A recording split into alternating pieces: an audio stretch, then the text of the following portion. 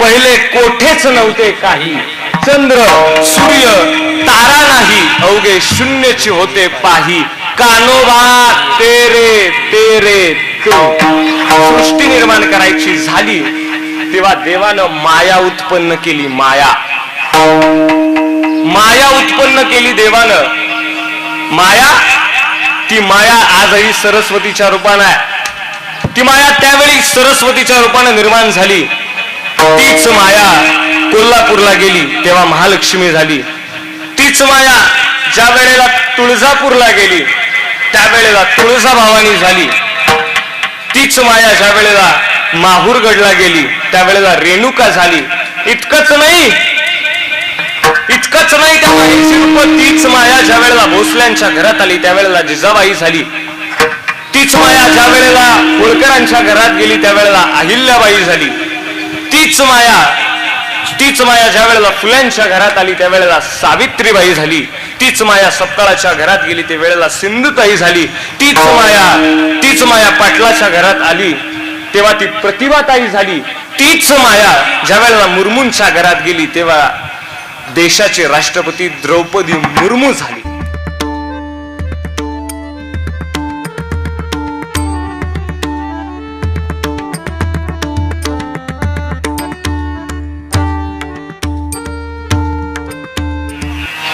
आज त्या मातेचं पुण्यस्मरण आहे, आज त्या आईचं पुण्यस्मरण आहे.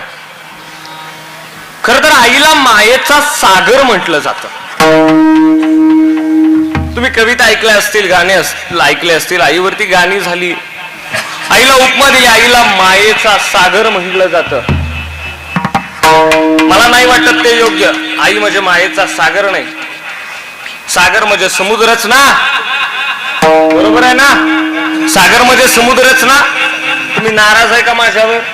बोला नाही तर हाणून घेईन मी इथं. आई मायेचा सागर म्हणजे समुद्रच ना. बोला बोला बोला, पटकन बोलायचं. कीर्तनात पटकन बोलायचं, खरं बोलायचं. कीर्तनात खोटं अजिबात बोलायचं नाही, कीर्तनकार सोडून. आई म्हणजे मायेचा सागर, सागर म्हणजे समुद्र. मला असं वाटतंय आईला समुद्राची उपमा देणं योग्य नाही. असं कसं म्हणता बुवा? नाही, खरंच आहे. आई मायेचा सागर नाहीच, सागर नाही. एखादा जर समुद्र किनारी फिरायला गेला असेल, एखादा समुद्रावरती गेला असेल तर त्याला विचारा, काय इतका पाण्यानं भरलेला, ज्याच्या पाण्याला अंत नाही, इतका मोठा समुद्र आहे. त्या समुद्र बघायला गेलं तरी बाटलीत पाणी घेऊन जावं लागतं. कशाला? प्यायला. इतका मोठा समुद्र आहे ज्या पाण्याचा अंत लागत नाही. त्या समुद्राकडे इतकं पाणी आहे पण तो आपली घोटभराची तहान सुद्धा भागवू शकत नाही. मला सांगा, आईला त्याची उपमा देऊन काय करायचं? आईची आणि समुद्राची तुलनाच होऊ शकत नाही. जो समुद्र आपल्या घोटभर तहान भागवू शकत नाही, तो आईची उपमा काय घेऊ शकतो? तो आईची बराबरी काय करू शकतो? नाही करू शकत. आजवर किती जणांना आई कळाली माहिती नाही. आजवर लेखकांनी आई लिहिली, माझं स्पष्ट मत आहे त्यांना आई कळालीच नाही.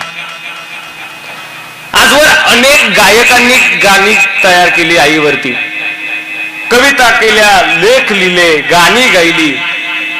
बऱ्याच जणांनी बऱ्याच गोष्टी आईवरती केल्या पण कोणालाच आई कळाली नाही, असं माझं स्पष्ट मत आहे. अनेकांनी आई रेखाटायचा सुद्धा प्रयत्न केला, रेखाटायचाही प्रयत्न केला आई. पण मला म्हणायचंय त्या रेखाटणाऱ्याला, त्या चित्र काढणाऱ्याला सुद्धा आई कळालीच नाही. या जगाच्या पाठीवरती फक्त दोघांनाच आई कळाली, किंवा दोनच गोष्टी कराव्या लागतात, किंवा दोनच गोष्टी आयुष्यात व्हाव्या लागतात, तेव्हा आई कळते. बघा बारका, यानं काय म्हणतोय मी, कानात तेल घालून नाही का? आई कळण्यासाठी दोनच गोष्टी आयुष्यात व्हाव्या लागतात तेव्हा आई कळते. एक तर आई कळण्यासाठी आई व्हावं लागतं, आणि आई कळण्यासाठी आई मरावी लागते.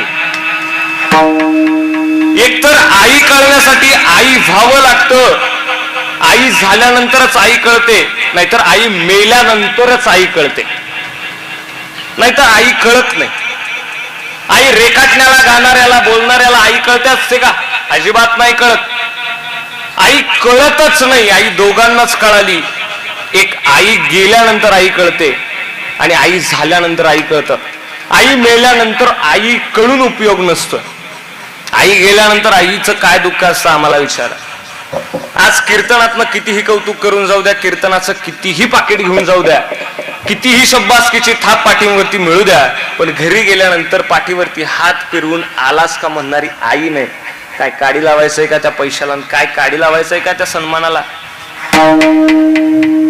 पिशवी भरून सन्मानाचे सगळे नारळ पुष्पगुच्छ घेऊन जातो, पण काही समाधान वाटत नाही. आईची जाणीव होते. आई मेल्यानंतर आईची किंमत कळते. आजवर अनेकांनी लेख लिहिले आईवरती, पण आई त्यांना समजली नाही असं माझं स्पष्ट मत आहे.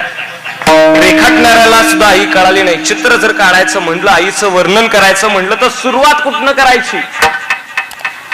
आईचं वर्णन करायचं म्हटलं, आईवरती गाणं लिहायचं म्हटलं, आईचं जर चित्र काढायचं म्हटलं तर सुरुवात करायची कुठनं.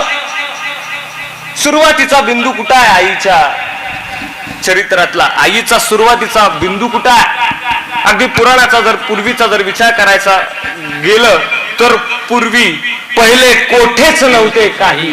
चंद्र सूर्य तारा नाही, अवघे शून्यची होते पाही. कानोबा तेरे तेरे ते. पहिलं कुठंच नव्हतं काही, पहिलं ते होतं.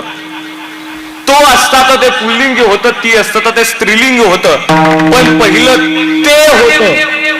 ते म्हणजे नपुसक आहे आणि नपुसकाजवळ नवनिर्मितीचं सामर्थ्य नाही.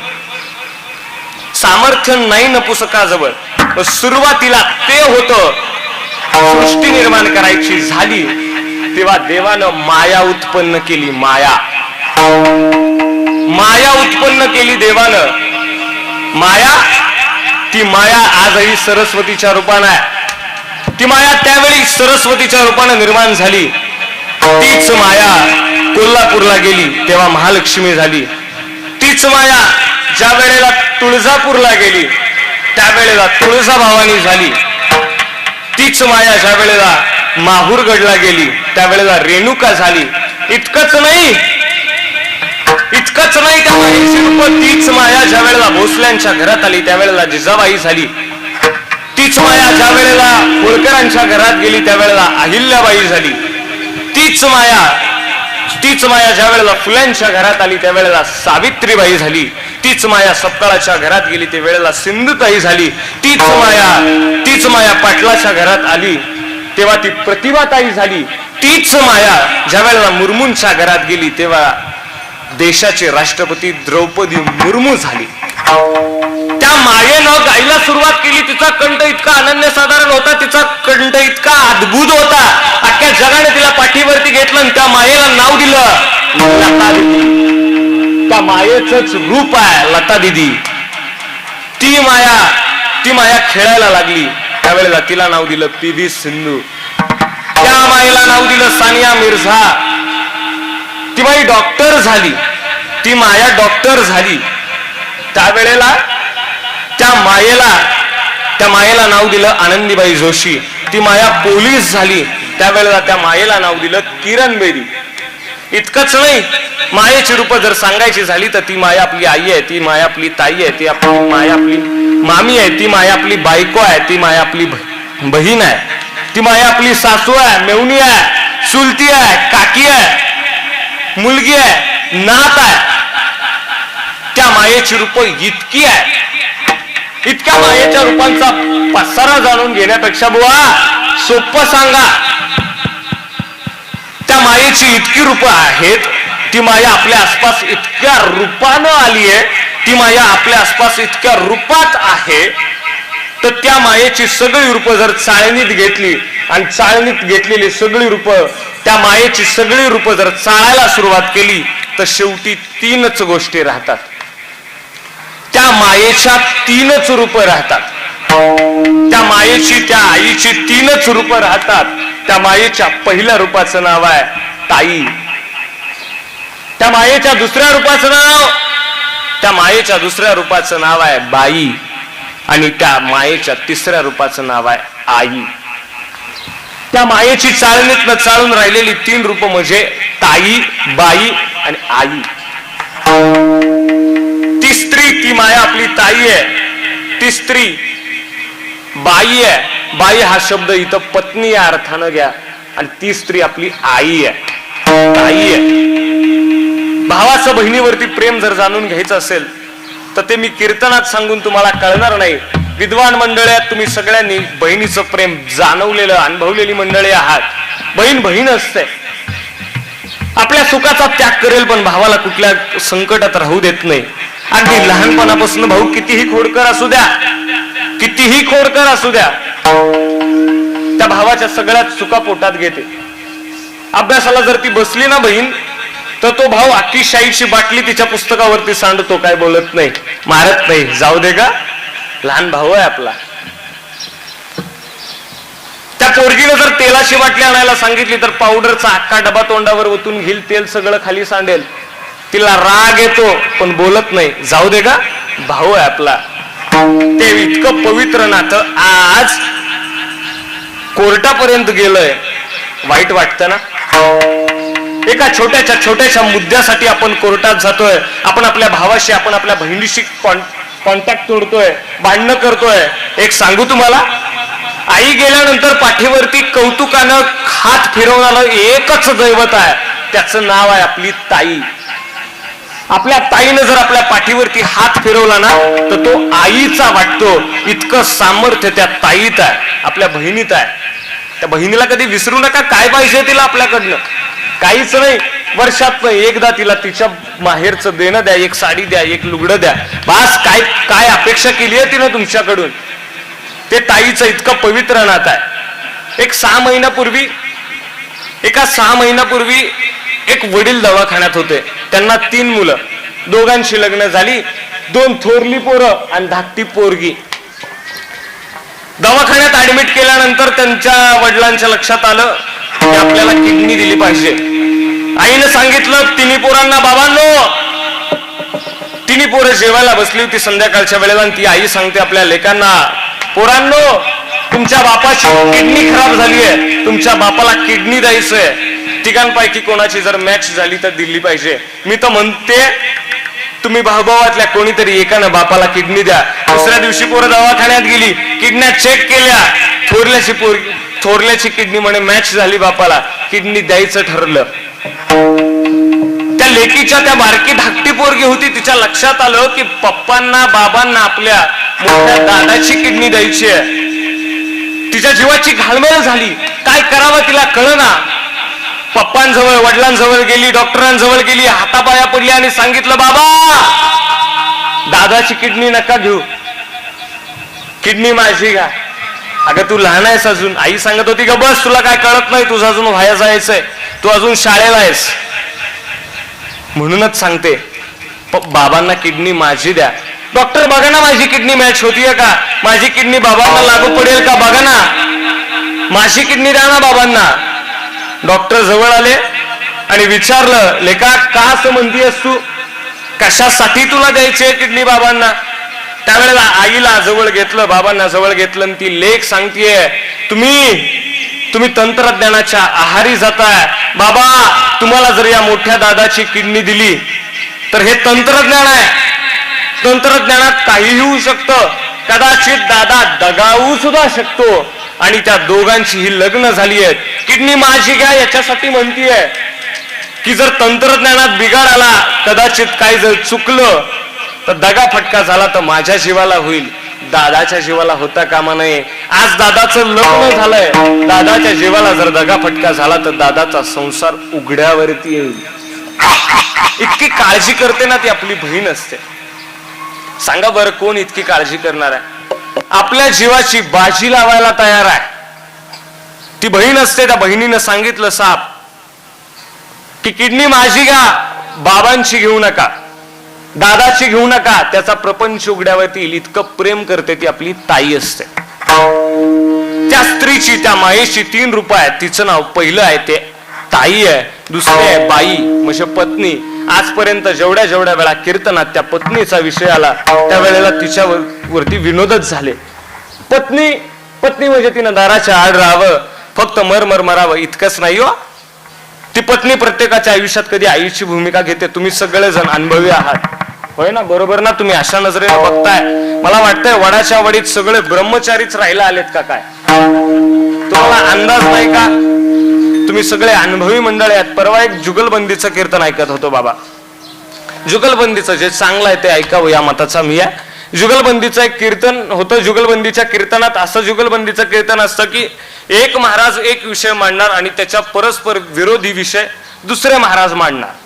दोन्हीही महाराज तो विषय सिद्ध करून देणार. म्हणजे उदाहरणार्थ सांगायचं झालं तर मुलगा श्रेष्ठ का मुलगी श्रेष्ठ असा विषय जर एका महाराजांनी मुलगा श्रेष्ठ सांगितलं तर दुसरे महाराज मुलगी श्रेष्ठ कसं हे सांगायचे.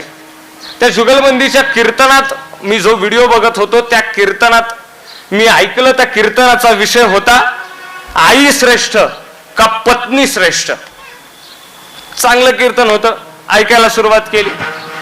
आई श्रेष्ठ जे महाराज सांगत होते त्यांनी भरपूर आईबद्दल सांगायला सुरुवात केली. आता काय लागतं आईबद्दल? भांडवलच भरपूर आहे आईबद्दल बोलायला.